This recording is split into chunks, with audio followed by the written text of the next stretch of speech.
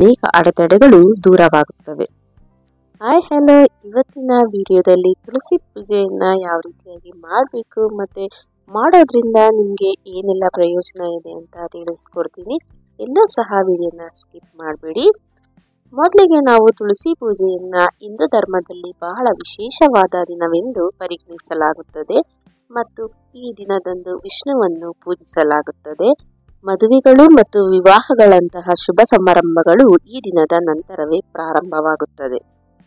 ಆಷಾಢ ಮಾಸದಲ್ಲಿ ವಿಷ್ಣು 4 ತಿಂಗಳು ಯೋಗ ನಿದ್ರೆಗೆ ಹೋಗುತ್ತಾರೆ ಮತ್ತು ಇದರೊಂದಿಗೆ ಹಿಂದೂ ಧರ್ಮದಲ್ಲಿ ಶುಭ ಕಾರ್ಯಗಳನ್ನು ಮಾಡುವುದನ್ನು ನಿಷೇಧಿಸಲಾಗುತ್ತದೆ.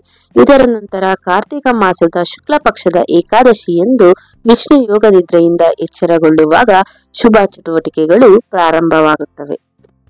ಈ ಏಕಾದಶಿಯನ್ನು ದೇವತಾನಿ ಏಕಾದಶಿ ಎಂದು ಕರೆಯಲಾಗುತ್ತದೆ. ಈ ದಿನವೇ ತುಳಸಿ ಪೂಜೆಯನ್ನು ಮಾಡಲಾಗುತ್ತದೆ. ಈ ದಿನಕ್ಕೆ ಸನಾತನ ಧರ್ಮದಲ್ಲಿ ವಿಶೇಷ ಮಹತ್ವದಾಗಿದೆ. ಈ ವರ್ಷ ಏಕಾದಶಿ ಮತ್ತು ತುಳಸಿ ಪೂಜೆ ನವೆಂಬರ್ 2, 2025 ಬರುತ್ತದೆ.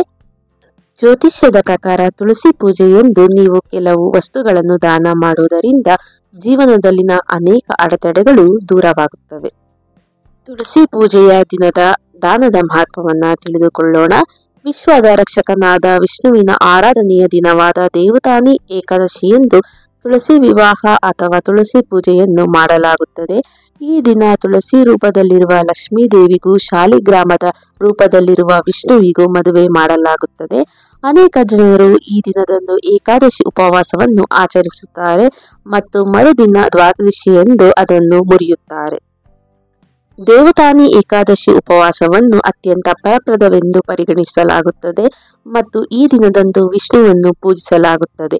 ಈ ಉಪವಾಸದ ಸಮಯದಲ್ಲಿ ಜನರು ರಾತ್ರಿ ಇಡೀ ಎಚ್ಚರವಾಗಿರುತ್ತಾರೆ, ಭಗವಂತನ ಹೆಸರನ್ನು ಜಪಿಸುತ್ತಾ ಇರುತ್ತಾರೆ ಮತ್ತು ಆಹಾರವನ್ನು ಸೇವಿಸುವುದನ್ನು ನಿಷೇಧಿಸಲಾಗಿದೆ. ನೀವು ಯಾವ ರೀತಿಯಾಗಿ ವಸ್ತುಗಳನ್ನು ದಾನ ಮಾಡಬೇಕು ಅಂತ ತಿಳಿಸ್ಕೊಡ್ತೀನಿ. ಜ್ಯೋತಿಷ್ಯದ ಪ್ರಕಾರ ನೀವು ಏಕಾದಶಿ ಉಪವಾಸವನ್ನು ಆಚರಿಸುತ್ತಿದ್ದರೆ ಉಪವಾಸವನ್ನು ಮುರಿದ ನಂತರ ಬ್ರಾಹ್ಮಣರಿಗೆ ಆಹಾರವನ್ನು ನೀಡಬೇಕು. ಅವರಿಗೆ ಸ್ವಲ್ಪ ಉಡುಗೊರೆ ಸಹ ನೀಡಲಾಗುತ್ತದೆ. ಇದಲ್ಲದೆ ಈ ದಿನದಂದು ಆಹಾರವನ್ನು ದಾನ ಮಾಡುವುದು ಅತ್ಯಂತ ಶುಭವೆಂದು ಪರಿಗಣಿಸಲಾಗಿದೆ. ಏಕಾದಶಿಯಂದು ಅಕ್ಕಿ, ಗೋಧಿ, ಜೋಳ, ರಾಗಿ, ಕಾಳು ಮತ್ತು ಬೆಲ್ಲವನ್ನು ದಾನ ಮಾಡುವುದು, ಬಟ್ಟೆಗಳನ್ನು, ಸಿಹಿ ಗೆಣಸು, ಕಬ್ಬು ಮತ್ತು ಸೀಸನಲ್ ಹಣ್ಣುಗಳನ್ನು ದಾನ ಮಾಡುವುದು ಮುಖ್ಯ ಹಾಗೂ ತುಂಬಾನೇ ಪ್ರಯೋಜನಕಾರಿಯಾಗಿದೆ. ತಿಳ್ಕೊಂಡ್ರಲ್ಲ ಏನೆಲ್ಲ ದಾನ ಮಾಡಬೇಕು ಅಂತ. ಅದಕ್ಕಿಂತ ಮುಂಚೆ ನೈವೇದ್ಯಕ್ಕೆ ಖೀರ್ ಮತ್ತು ಪೂರಿಗಳಂತಹ ವಿಶೇಷ ನೈವೇದ್ಯಗಳನ್ನು ತಯಾರಿಸಿ ಪ್ರಸಾದವಾಗಿ ಇಟ್ಟು ಅದನ್ನು ಹಂಚಬೇಕಾಗುತ್ತೆ. ಯಾವ ಟೈಮಿಂಗ್ಸ್ನಲ್ಲಿ ನೀವು ತುಳಸಿ ಹಬ್ಬವನ್ನು ಮಾಡಬೇಕು ಅಂತ ತಿಳಿಸ್ಕೊಡ್ತೀನಿ. ತುಳಸಿ ಪೂಜೆಯನ್ನು ಸಾಮಾನ್ಯವಾಗಿ ಕಾರ್ತಿಕ ಶುದ್ಧ ಏಕಾದಶಿ ಮತ್ತು ಕಾರ್ತಿಕ ಪೂರ್ಣಿಮೆಯ ನಡುವಿನಲ್ಲಿ ಮಾಡಲಾಗುತ್ತದೆ.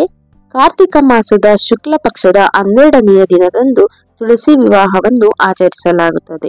ತುಳಸಿ ವಿವಾಹದ ದಿನಾಂಕ, ದ್ವಾದಶಿ ತಿಥಿ ಆರಂಭ ನವೆಂಬರ್ 2, 2025 ಬೆಳಿಗ್ಗೆ 7:31, ದ್ವಾದಶಿ ತಿಥಿ ಮುಕ್ತಾಯ ನವೆಂಬರ್ 3, 2025 ಬೆಳಿಗ್ಗೆ 5:07. ಆದ್ದರಿಂದ ಈ ವರ್ಷ ತುಳಸಿ ವಿವಾಹವನ್ನು ನವೆಂಬರ್ 2, 2025 ಭಾನುವಾರದಂದು ಆಚರಿಸಲಾಗುತ್ತದೆ. ಈಗ ಈ ತುಳಸಿ ಪೂಜೆಯನ್ನ ಮಾಡೋದ್ರಿಂದ ಏನೆಲ್ಲ ಪ್ರಯೋಜನ ಇದೆ ತಿಳ್ಕೊಳ್ಳೋಣ ಬನ್ನಿ.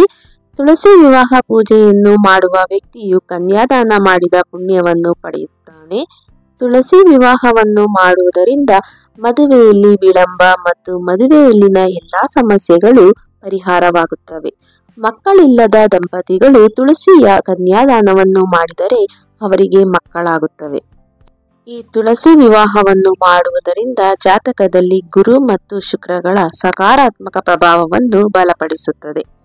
ಅದಲ್ಲದೆ ತುಳಸಿ ಲಕ್ಷ್ಮೀ ದೇವಿಯ ರೂಪವಾಗಿರುವುದರಿಂದ ಅವಳನ್ನು ಪೂಜಿಸುವುದರಿಂದ ಸಂಪತ್ತು ಹಾಗೂ ಆರ್ಥಿಕ ಬೆಳವಣಿಗೆಯಲ್ಲಿನ ಅಡೆತಡೆಗಳನ್ನು ನಿವಾರಿಸುತ್ತದೆ. ನೋಡಿದ್ರಲ್ಲ, ಈ ತುಳಸಿ ಹಬ್ಬವನ್ನ ಆಚರಿಸೋದ್ರಿಂದ ನಮಗೆ ಎಷ್ಟೆಲ್ಲ ಪ್ರಯೋಜನಗಳಿದೆ ಅಂತ.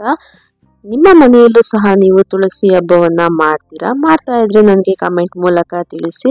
ಮತ್ತೆ ನಿಮಗೆಲ್ಲ ಈ ತುಳಸಿ ಹಬ್ಬದ ಬಗ್ಗೆ ಮುಂಚೆನೆ ಗೊತ್ತಿತ್ತಾ, ಇಲ್ಲ ಗೊತ್ತಿರ್ಲಿಲ್ವಾ, ಈ ವಿಡಿಯೋ ನೋಡಿ ತಿಳ್ಕೊಂಡ್ರ ಅಂತಲೂ ಸಹ ಕಮೆಂಟ್ ಮೂಲಕ ತಿಳಿಸಿ.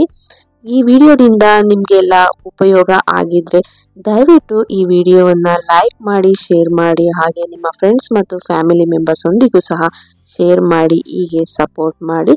ಎಲ್ಲರೂ ಸಹ ತುಳಸಿ ಹಬ್ಬವನ್ನು ಖುಷಿಯಿಂದ ಆಚರಿಸೋಣ. ಎಲ್ಲರಿಗೂ ತುಳಸಿ ಹಬ್ಬದ ಶುಭಾಶಯಗಳು. Thank you so much.